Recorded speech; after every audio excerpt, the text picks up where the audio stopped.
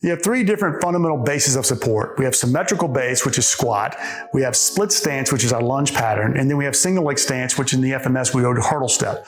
Everything we do throughout the day is off of one of those three. Now, when we screen you with our functional movement screen, we can identify which one of those patterns the person may have more problems with.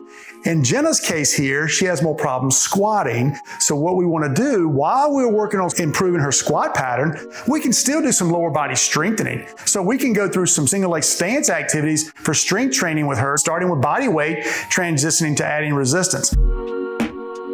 So I'm going to start with really focusing in on her hip by having her do a step down by getting up on a slightly elevated position. She goes down, taps the heel, keeps everything up nice and tall, but I'm going to have her sit back when she goes down and come back up. That's going to work her hips a little bit more, and I don't want to keep too much elevation. If I have her elevated too much and really start up high, she's going to have a tendency to lose that hip. I want to keep the hips and pelvis level, so we want to start something a little bit lower so she doesn't have a tendency to kick that hip out. In this case, not let that knee track too far forward. Now, lunging and other things, squatting, the knee can track over the toes, not a problem. You don't want it to cave it in, you want to keep it out over the feet. But here, because I want her to sit back, I want to keep that knee from tracking forward. You saw Virginia right there, she leaned forward. Keep everything up nice and tall and sit back. Good. Now what can we do?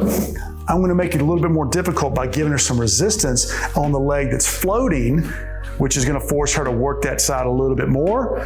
And that one arm activity, anytime you give someone a one arm activity, it's forcing an imbalance. It's forcing a problem with creating symmetry. It's making you be a little bit more stable. So it's forcing more stability rather than strengthening.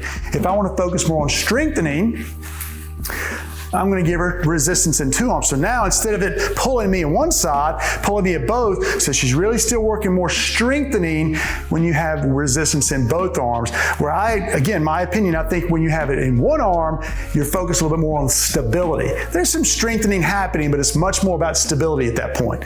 So another variation or another activity we could do in this pattern, we could do some step ups. So now I'm going to have Jenna start with the left. She's going to step up, and then she's going to step down with the left.